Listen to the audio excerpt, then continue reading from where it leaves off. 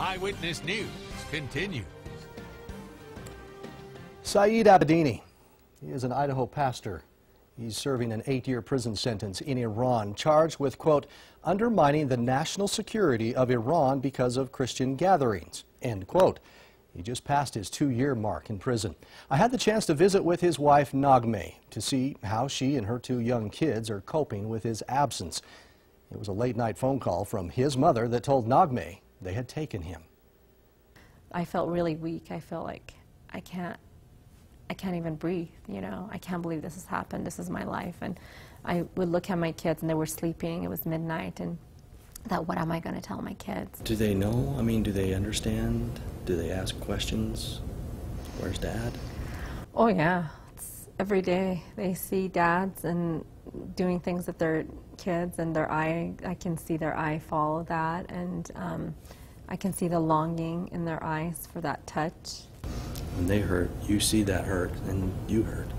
That's the hardest part of the journey for me, because when you're going through something as an adult, you can try to deal with it and just be strong, but when your child hurts and there's nothing you can do about it, that's the hardest. That's just the part where actually God has used to draw me closer to Him, because that's the part where I'm like, oh, this is so painful, help me, and just trying to trust my kids' hurt and pain to God as well. Many people think Saeed's imprisonment is for his most recent work in Iran. They didn't say he'd done anything wrong from 2009 to 2012 when he'd been traveling back and forth on the orphanage. They went back to the year 2000, between 2000 and 2005, when Ahmadinejad was not president, when Saeed had converted from Islam to Christianity, and when the house churches were started under government supervision. Saeed was born and raised in Iran as a Muslim. He converted to Christianity in 2000 and joined a government-approved church. Even our marriage was in Iran, and the government approved our conversion. They said, okay, you're a convert from Islam to Christianity. Naghmeh says he was assigned to start Bible schools, or house churches, that are carefully monitored by the Iranian government. But in 2005, when Ahmadinejad became president, the atmosphere changed. There was pressure on religious minorities, so the Abedinis came to America. In 2009, Saeed went back to Iran and was questioned by the government. Ahmadinejad's regime said no more house churches, but rather asked Saeed to help with humanitarian efforts. So he started a non-Christian orphanage.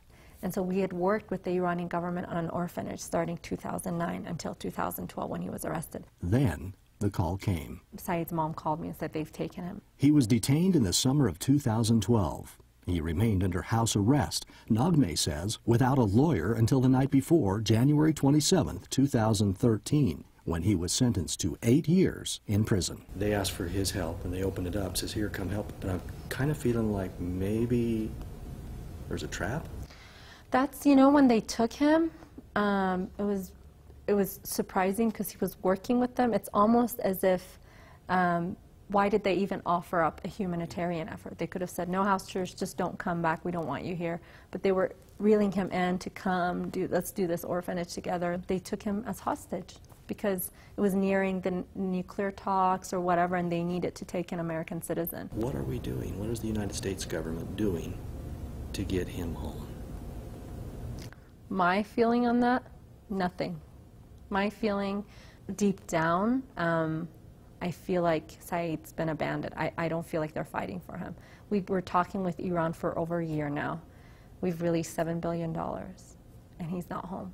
And Iran and the Middle East understands it. It takes a lot before this administration's stern says, you know, you need to release this person. And you know, I feel like they don't want to really, they want to focus on the nuclear.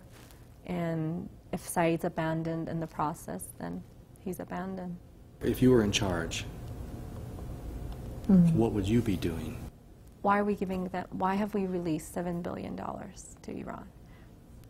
This relationship building with Iran is not going to work. Iran really will only do something if it's put under pressure, financial pressure. The only reason they've sat down to talk about nuclear issues is because of the sanctions. But we're giving them money. We're giving them money. You know, and that this is, you know, Senator Risch, he's been an amazing advocate. He's said it again and again to Wendy Sherman and to John Kerry. Why are we should not release one more penny.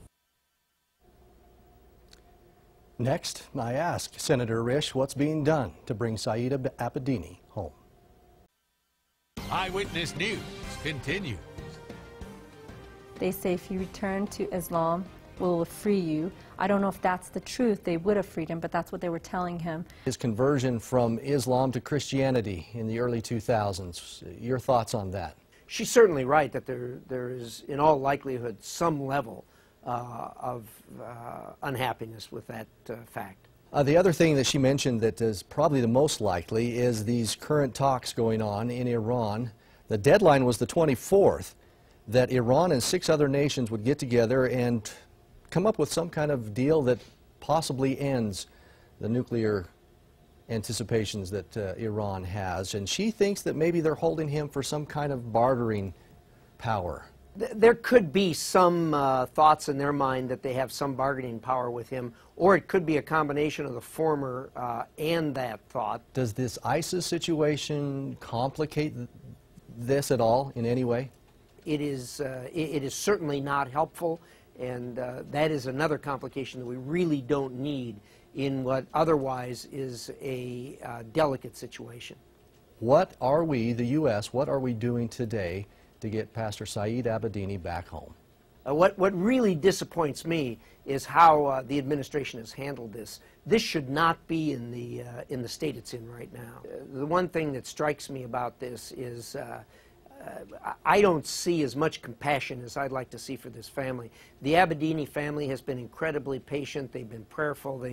They're trying to work through this thing. But you have a wife and children here that really want their father home, and they should have their father home. Iran gets what they want without having to release anyone. There's no chance of Saeed coming out. Senator Risch said the #1 thing the U.S. is doing right now to get Saeed home is the sanctions against Iran. And by the way, those nuclear talks were yesterday. Iran and 6 world powers were unable to reach any agreement, so they have pushed it back to March 1st of next year. The deadline for a final agreement is July 1st. I asked Naghmeh just tonight for reaction to this. She writes back to me, quote, "Since we have extended the nuclear talks for another 8 months and will be meeting with Iran on a more regular basis, this is the best time for Iran to build trust by releasing Saeed. We need to continue to speak out and ask our government to speak out for Iran's continued human rights violations and demand for Saeed's release," end quote.